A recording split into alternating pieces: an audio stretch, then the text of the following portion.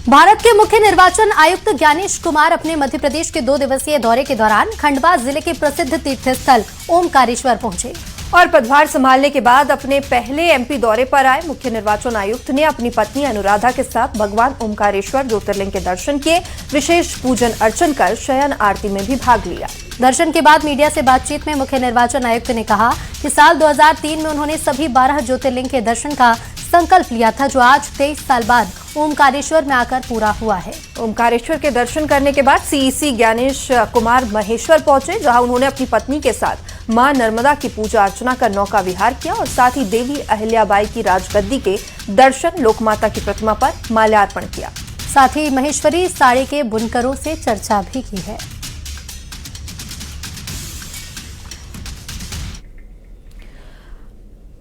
मुख्य चुनाव आयुक्त ज्ञानेश कुमार के ओमकारेश्वर दर्शन पर सियासत भी शुरू हो गई है। दिग्विजय सिंह ने सोशल मीडिया पर पोस्ट कर मुख्य चुनाव आयुक्त पर निशाना साधा और लिखा कि ओमकारेश्वर के शंकर भोले बाबा भारत के मुख्य निर्वाचन आयुक्त को सद्बुद्धि दें, जिससे उनकी कथनी और करनी में अंतर न हो। उन्होंने लिखा कि मुख्य निर्वाचन आयुक्त महोदय, अभी तक आपका ट्रैक रिकॉर्ड अत्यंत बीजेपी के पक्ष में रहा है। दिल्ली लौटकर आप अभी भी नहीं सुधरे तो फिर आप स्वयं उसके लिए जिम्मेदार हैं। दिग्विजय सिंह ने लिखा कि शंकर भोलेनाथ बाबा असत्य बोलने वाले लोगों को माफ नहीं करते। नमस्कार, बहुत स्वागत है आपका अपना मध्य प्रदेश देख रहे हैं आप और मैं हूं आपके साथ सृष्टि शेखर। मध्य प्रदेश में चयनित शिक्षकों का इंतजार खत्म हो गया है। 5017 शिक्षकों को नियुक्ति मिली है और नए सत्र से स्कूलों में शिक्षक अब पढ़ाएंगे। तो मध्य प्रदेश में चयनित शिक्षकों का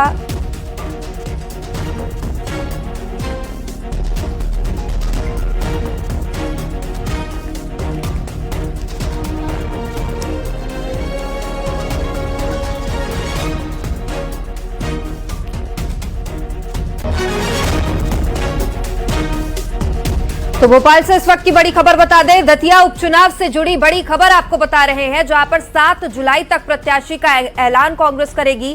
राजेंद्र भारती की पत्नी को टिकट दे सकती है कांग्रेस। अवधेश नायक और घनश्याम सिंह भी रेस में शामिल है।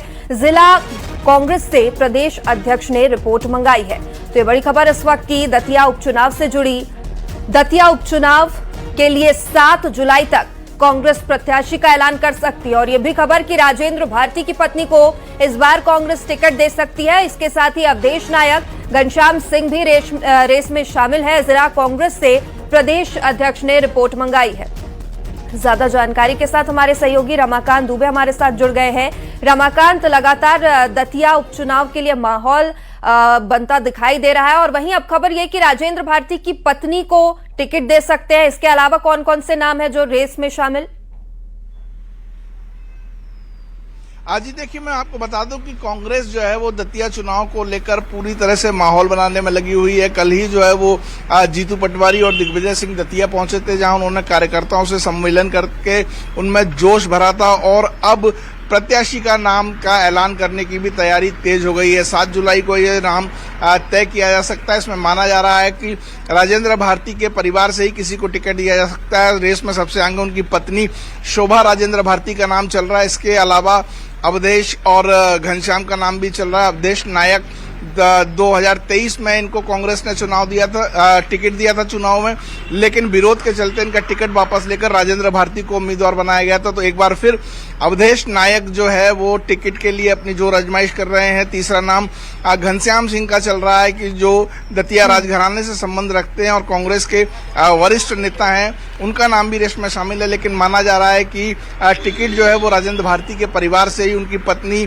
शोभा राजेंद्र भारती या फिर उनके बेटे अनुज भारती को दिया जा सकता है। हालांकि रेस में अभी भी शोभा का नाम सबसे आगे चल रहा है, जो राजेंद्र भारती की पत्नी है और इसी को लेकर प्रदेश अध्यक्ष ने जो है वो जिला कमेटी से, जिला कांग्रेस के कार्यकर्ताओं से रिपोर्ट मांगी है और ये रिपोर्ट आने के बाद 7 जुलाई तक संभावित उम्मीदवार के नाम का ऐलान किया जा सकता है। बिल्कुल रमाकांत, तो कांग्रेस एक तरीके से तैयार है, लेकिन वही बीजेपी का कुछ और ही बयान सामने आ रहा है। तैयारी की जरूरत नहीं, ये वो कह रही है। आप बने रहिए हमारे साथ। एक बार दतिया उपचुनाव पर हेमंत खंडेलवाल का बयान भी लोगों को बता दे। उन्होंने कहा है कि बीजेपी हर चुनाव के लिए हमेशा तैयार रहती है, चुनाव के लिए बड़ी तैयारी की हमें जरूरत नहीं है। नरोत्तम मिश्रा को पार्टी का वरिष्ठ नेता बताया है और कहा कि दतिया से पहले भी नरोत्तम मिश्रा सक्रिय रहे थे। केंद्रीय नेतृत्व अब टिकट पर अंतिम फैसला करेगा। तो दतिया उपचुनाव पर हेमंत खंडेलवाल का यह बयान सामने आया। कहा कि बीजेपी हर चुनाव के लिए हमेशा तैयार रहती है और बड़ी तैयारी की कोई जरूरत नहीं है। इसके साथ ही नरोत्तम मिश्रा को पार्टी का वरिष्ठ नेता बताया। तो हर महीने बूथ का कार्यकर्ता की बैठक होती है, मंडल की बैठक होती है, जिले की होती है। हम तो हर चुनाव के लिए हमेशा तैयार रहते हैं। हमें किसी भी चुनाव के लिए कोई बड़ी तैयारी की जरूरत नहीं है। दतिया का चुनाव आयोग ने घोषित किया है।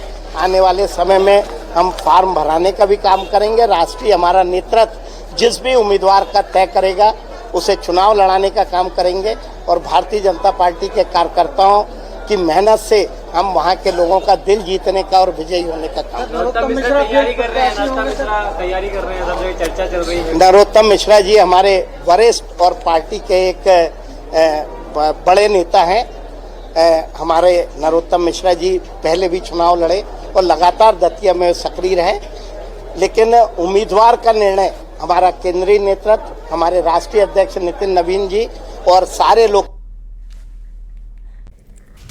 और बुलेटिन में चर्चा सबसे पहले राम मंदिर में चढ़ावा चोरी की। चढ़ावा चोरी विवाद के बीच विश्व हिंदू परिषद ने जांच एजेंसी से एक बड़ी मांग की है। विश्व हिंदू परिषद के अंतर्राष्ट्रीय अध्यक्ष आलोक कुमार ने अयोध्या के डीएसपी और मामले की जांच अधिकारी आशुतोष तिवारी को पत्र लिखकर कहा कि जिन नेताओं ने सार्वजनिक मंचों पर मंदिर के चढ़ावे में चोरी या घोटाले के आरोप लगाए हैं, उनके बयान भी जांच के दौरान दर्ज किए जाए। और इस लेटर में संजय सिंह, केजरीवाल, रामगोपाल यादव और प्रियंका गांधी का नाम भी शामिल है। इस लेटर के बाद अब नया घमासान शुरू हो गया है। क्या है पूरा मामला, देखिए इस रिपोर्ट में।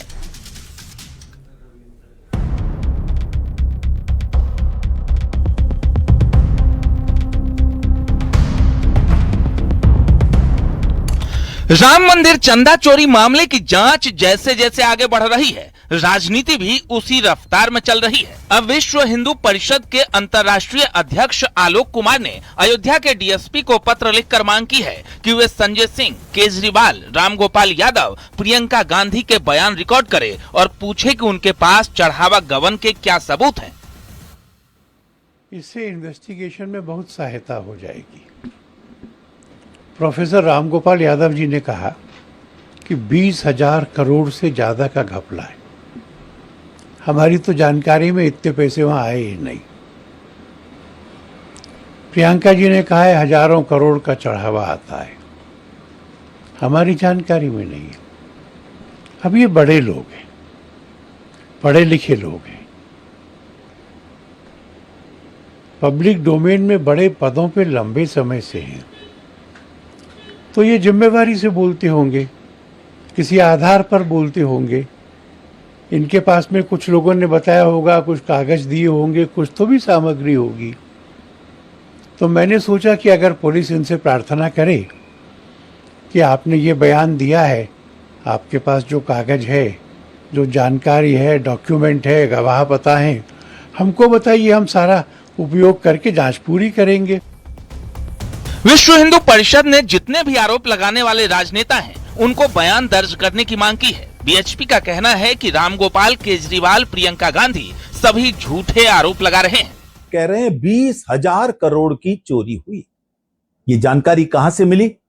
इसी प्रकार केजरीवाल, जो कल तक कहते थे मैं जन्मभूमि में नहीं जाऊंगा, मेरी नानी मना करती है, उनकी पार्टी के लोग कहते थे वहां कुत्ता भी पेशाब नहीं करेगा, और आज वो राम भक्त बनकर वहां जा रहे हैं और वो भी आभूषणों की और पैसों की चोरी के आरोप लगा रहे हैं। कहीं प्रियंका वाड्रा इसमें शामिल हो गई हैं, कहीं और लोग इन सब आरोपों में शामिल हो गए। कोई आधार किसी के पास नहीं, कोई सबूत पेश नहीं कर रहा।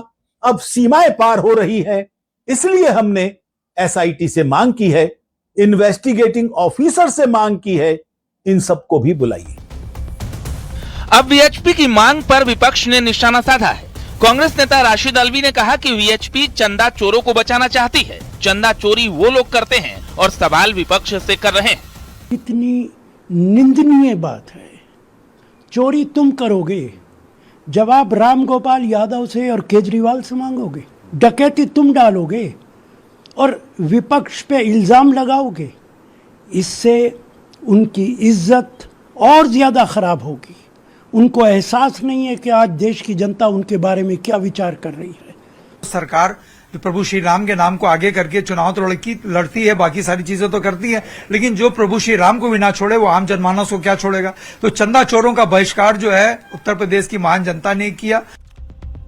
हालांकि कुछ दिन पहले इस मामले में संजय सिंह एसआईटी के पास पहुंचे थे, लेकिन वीएचपी का कहना है कि वो कोई सबूत नहीं दे पाए। अब वीएचपी आरोप लगाने वाले सभी नेताओं को जांच में लाना चाहती है, जो राम मंदिर में करोड़ों की चंदा चोरी का आरोप लगा रहे हैं, जिससे एक बार फिर घमासान मच गया है।